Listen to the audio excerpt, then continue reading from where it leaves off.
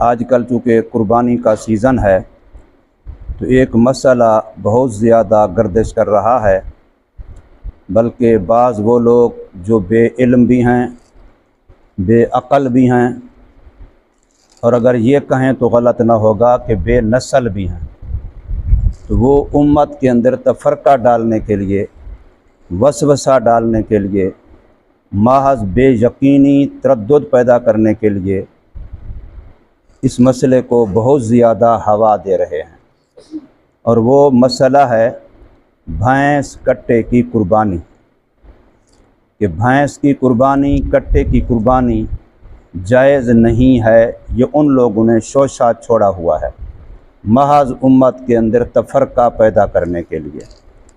اس کی کوئی دلیل نہیں ہے ان کے پاس، بالکل دلیل نہیں ہے۔ اس لیے میں نے کہا وہ بے عقل بھی ہیں، بے دلیل بھی ہیں، بے علم بھی ہیں، اور بے نسل بھی ہیں، یہ حقیقت ہے۔ تو ان لوگوں نے اس مسئلے کو بہت زیادہ ہوا دی ہوئی ہے، خصوصاً اس سال تو منڈیوں میں جا کر کے، جہاں مویشی منڈیاں ہیں، قربانی کا لوگوں کے جانور مال کھڑا ہے، وہاں چلے جاتے ہیں اور وہاں جا کر کے یہ کہتے ہیں کہ اس کی قربانی نہیں ہوتی، اس کی قربانی، بیچارے لاکھوں کا مال لے کے آئیں، حلال جانور ہے، قربانی اس کی بالاتفاق جائز ہے، تمام ائمہ کے نزدیک جائز ہے، تمام فقہاء کے نزدیک جائز ہے، تمام محدثین کے نزدیک جائز ہے، پوری امت کا عملی علمی اتفاق ہے کہ جائز ہے، لیکن خواہ مخواہ کے لیے کروڑوں کے مال، اربوں کے مال لوگ بیچارے جو لے کے وہاں کھڑے ہیں، یہ ان کے پاس چلے جائیں گے اور کہیں گے کٹے کی قربانی تو جائز نہیں ہے، بھینس کی قربانی تو جائز نہیں ہے۔ کیوں بھائی، کیوں جائز نہیں؟ اس لیے کہ نبی پاک صلی اللہ علیہ وسلم نے اپنی زندگی میں کبھی کی نہیں ہے، اس لیے کہ صحابہ کرام رضوان اللہ تعالی علیہم اجمعین نے اپنی زندگی میں کبھی بھینس کی، کٹے کی قربانی نہیں کی، چنانچہ جائز نہیں ہے۔ صرف یہ دلیل ہے، چونکہ کی نہیں ہے چنانچہ جائز نہیں ہے۔ اب ان عقل کے اندھوں سے بندہ پوچھے، اگر حضور صلی اللہ علیہ وسلم کا نہ کرنا دلیل ہے عدم جواز کی، ناجائز ہونے کی، تو رسول اللہ صلی اللہ علیہ وسلم نے زندگی ساری بھینس کا دودھ نہیں پیا، پھر بھینس کا دودھ پینا بھی حرام ہے، ناجائز ہے۔ رسول اللہ صلی اللہ علیہ وسلم نے ساری زندگی بھینس کا، کٹے کا گوشت ایک دن ایک بوٹی بھی نہیں کھائی، تو اس کا مطلب پھر اس کا گوشت کھانا بھی حرام و ناجائز ہے۔ سارا سال کٹے کا گوشت کھاتے ہیں، سارا سال گائے کا دودھ پیتے ہیں، اور ویسے بھینس کا دودھ پیتے ہیں، سارا سال بھینس ذبح ہوتی ہے اس کا گوشت کھاتے ہیں، کٹے ذبح ہوتے ہیں ان کا گوشت کھاتے ہیں، اور جب قربانی کے دن آتے ہیں تو پھر ان کو دلیل یاد آ جاتی ہے کہ چونکہ نبی پاک صلی اللہ علیہ وسلم نے، صحابہ کرام نے، تابعین نے کٹے بھینس کی قربانی نہیں کی، اس لیے ناجائز ہے۔ تو اگر اس لیے ناجائز ہے تو اس لیے پھر دودھ پینا بھی ناجائز ہونا چاہیے، اس لیے پھر سارا سال گوشت کھانا بھی ناجائز ہونا چاہیے۔ پھر جو ہم جسے چھوٹی بکری، ٹیڈی بکری کہتے ہیں جسے، اس کی قربانی بھی نبی پاک صلی اللہ علیہ وسلم زندگی بھر نہیں کی، صحابہ کرام نے بھی نہیں کی، پھر یہ بھی ناجائز ہونی چاہیے۔ کیوں؟ اس لیے کہ نبی پاک صلی اللہ علیہ وسلم نے نہیں کی، چنانچہ یہ بھی ناجائز ہونی چاہیے۔ تو صرف یہ دلیل دینا کہ چونکہ نبی پاک صلی اللہ علیہ وسلم نے، صحابہ نے کی نہیں ہے، اس لیے ناجائز ہے، انتہائی غلط بات ہے۔ اگر حضور صلی اللہ علیہ وسلم نے کی نہیں ہے تو حضور نے اس کے بارے میں کبھی کوئی ایک جملہ فرمایا بھی نہیں ہے۔ کیوں؟ اس لیے کہ پورے عرب کی دھرتی پر بھینس نام کا جانور اس وقت موجود ہی نہیں تھا، بھینس نام کے جانور کا اس وقت وہاں، کٹے کا، بھینس کا وجود ہی نہیں تھا، وہ جانور پایا ہی نہیں جاتا تھا، حضور صلی اللہ علیہ وسلم نے کبھی اس کو دیکھا ہی نہیں ہے، اس لیے حضور صلی اللہ علیہ وسلم اس کا گوشت بھی نہیں کھایا، اس کا دودھ بھی نہیں پیا، اور اس کی قربانی بھی نہیں کی، اور قربانی کے علاوہ بھی کبھی وہاں جو حج کا دم تمتع ہوتا ہے، دم قران ہوتا ہے، یا اس کے علاوہ کوئی اور دم صدقہ پڑ جاتا ہے، کبھی بھی رسول اللہ صلی اللہ علیہ وسلم نے بھینس استعمال نہیں کی، اس لیے نہیں کی کہ وہاں تھی نہیں، اس کا وجود نہیں تھا۔ تو عدم وجود یا عدم فعل، عدم عمل، یہ دلیل عدم جواز کی کہاں سے ہے جہلو؟ یہ بہت بڑی جہالت کی بات ہے۔ اس لیے اس مسئلے پر سمجھنا چاہیے کہ چاروں فقہا ہمارے ائمہ مجتہدین حنفی، شافعی، مالکی، حنبلی، پوری امت کا اس پر اتفاق ہے۔ بلکہ اب تو سوشل میڈیا کا دور ہے، غیر مقلدوں کے بہت سے علماء، بڑے بڑے مفتیان کرام باقاعدہ وہ بھی کہہ رہے ہیں کٹے کی قربانی، بھینس کی قربانی جائز ہے۔ سارے نہیں کہہ، بہت سارے یہ کہہ رہے ہیں کہ جائز ہے۔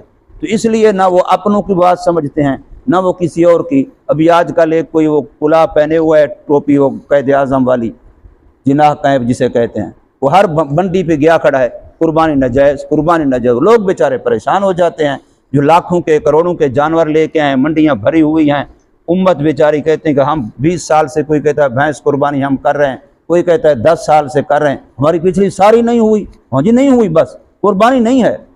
کتنی بڑی جھوٹ ہے، کتنی بڑی بددیانتی ہے، کتنا بڑا شریعت کے اندر مداخلت ہے، محض اپنے رائے کے ساتھ، کوئی دلیل نہیں سوائے اس کے کی نہیں ہے۔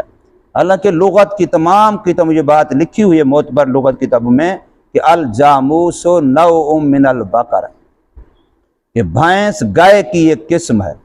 مثال کے طور پر ایک آدمی کے پاس اگر گائے نہ ہوں، بھینسیں ہوں، اس کی زکوٰۃ کا مسئلہ ان سے بندہ پوچھے تو زکوٰۃ کا کیا مسئلہ ہوگا، زکوٰۃ کا نصاب بھینس کا کیا ہوگا، تو کہیں گے وہی گائے والا۔ حالانکہ وہاں حدیث میں بھینس کا لفظ تو نہیں آتا، وہاں تو کس کا لفظ آتا ہے؟ بقرہ، گائے کا لفظ آتا ہے۔ اس لیے کہ رسول اللہ صلی اللہ علیہ وسلم کے زمانے میں بھینس تو تھی نہیں، تو حضور صلی اللہ علیہ وسلم نے جو ابنی زکوٰۃ کا مسئلہ بیان فرمایا کہ کم از کم 30 گائے ہوں اور ان پر حولان حول ہو جائے تو زکوٰۃ فرض ہے۔ تو اب وہ زکوٰۃ کے لیے بھی گائے کا لفظ ہے، بھینس کا لفظ تو اب یا تو یہ عقل کے اندھے بے علم جہل کہیں گے سرے سے بھینسوں پر زکوٰۃ ہے ہی نہیں، اور یا پھر کہیں گے وہاں کہ بھی وہی گائے والا حکم لگے گا۔